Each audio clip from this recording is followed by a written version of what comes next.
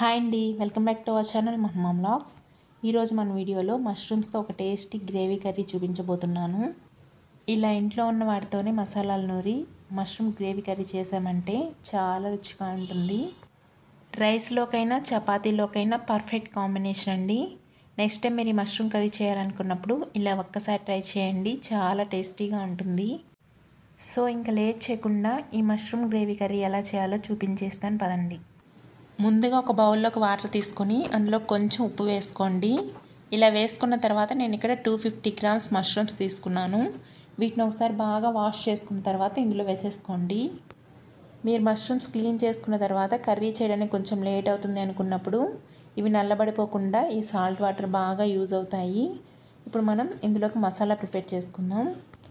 మసాలా కోసం ముందుగా mixie jar తీసుకొని అందులోకి ఒక 10 పచ్చి కొబ్బరి ముక్కలు, ఒక 2 యాలకులు, ఒక దాల్చిన చెక్క, ఒక చిన్న అల్లం ముక్క, ఒక 10-15 పొట్టు తీసిన వెల్లుల్లి, బాగా పండిన ఒక 2 టమోటాలు వేసుకొని ఫైన్గా గ్రైండ్ చేసుకొని పక్కన పెట్టేసుకోండి. ఇప్పుడు స్టవ్ మీద ఒక ప్యాన్ పెట్టుకొని అందులో ఒక 2 టేబుల్ స్పూన్స్ ఆయిల్ వేసుకోండి.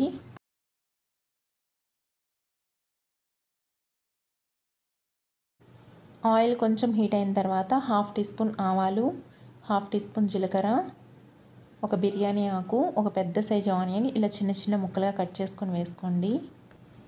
అలాగే ఒక 2 రెమ్మల కరివేపాకు, మనం ముందుగా గ్రైండ్ చేసి పక్కన పెట్టుకున్న మసాలా టమాటా ప్యూరీ కూడా వేసేసుకోండి. ఇప్పుడు ఇవన్నీ పచ్చివాసన పోయే వరకు హై టు మీడియం ఫ్లేమ్లో పెట్టుకొని ఆయిల్ సపరేట్ అయ్యే వరకు ఫ్రై చేసుకోండి. ఇలా మొత్తం బాగా ఫ్రై చేసుకున్న తర్వాత లైట్గా ఆయిల్ వదులుతుంది కదా, ఇప్పుడు మనం ముందుగా క్లీన్ చేసి పక్కన పెట్టుకున్న మష్రూమ్స్ ఇందులో వేసేసుకోండి. ఇలా ఇంట్లో ఉన్న వాటితోనే మసాలా ప్రిపేర్ చేసి కర్రీ చేశారంటే మీకు రెస్టారెంట్ స్టైల్లో ఉంటుందండి, చాలా రుచిగా ఉంటుంది. ఇలా మొత్తం వేసుకున్న తర్వాత మీకు రుచికి తగినట్లుగా కారం, ఉప్పు, అలాగే ఒక 1/2 టీ స్పూన్ పసుపు వేసుకొని మొత్తం ఒకసారి బాగా కలపండి.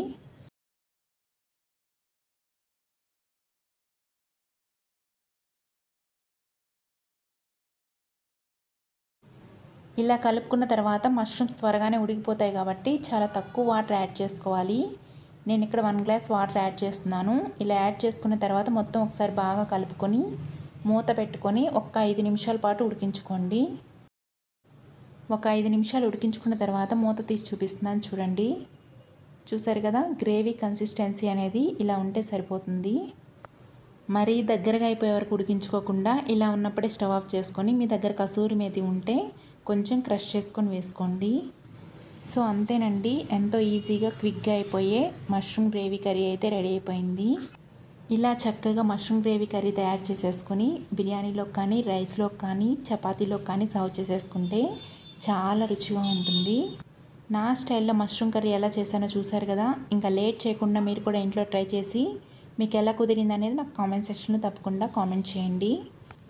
వీడియో నచ్చితే లైక్ చేయండి, వీలైతే ఫ్రెండ్స్కి, రిలేటివ్స్కి షేర్ చేయండి. ఇంకా మన ఛానల్ ఎవరైనా సబ్స్క్రైబ్ చేసుకోకపోతే మాత్రం సింపుల్ అండ్ క్విక్ రెసిపీస్ కోసం మన ఛానల్ని సబ్స్క్రైబ్ చేసుకోండి. ఓకేనా, మరో కొత్త రెసిపీతో మళ్ళీ కలుద్దాం. Thank you.